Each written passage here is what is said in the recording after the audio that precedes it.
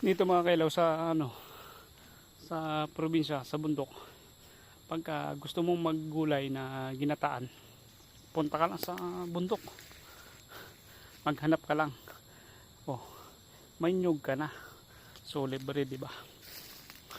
Pag masipag ka lang kasi dito sa probinsya mga kailaw, lahat ng mga binibili sa Maynila, sa syudad, libre. So masipag ka lang maghanap, huwag mo lang akitin yung mga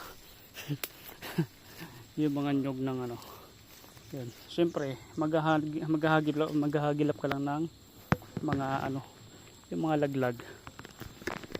So yun, isipan kasi natin maggata mga kailaw, so, kaya naghanap tayo. Kaso nga lang, ang kapalit naman ng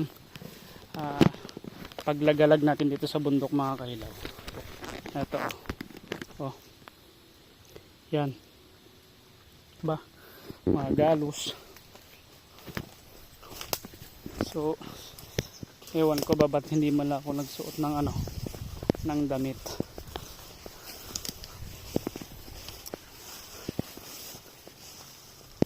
Uy, kailaw oh, di ba? May dalawa pa dito oh. Yun oh. Hindi lang dalawa, tatlo pa nga yata kailaw. Yun oh.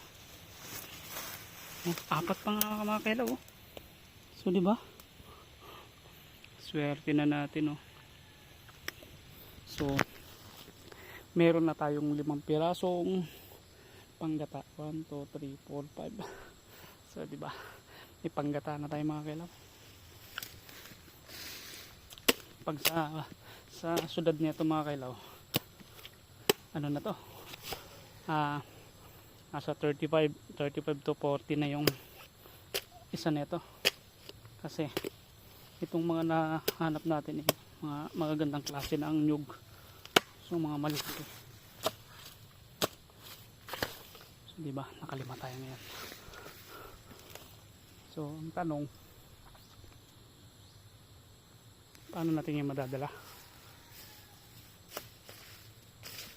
So yan, ngayon problemado tayo kung paano natin bitbitin to, kasi 5 piraso tapos nangangatin na yung buong katawan ko.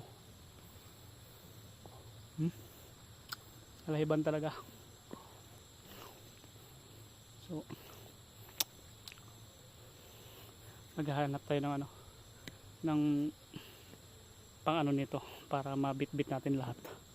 So yun lang mga kailaw. Yan, may panggata na, solve na yung panggata natin.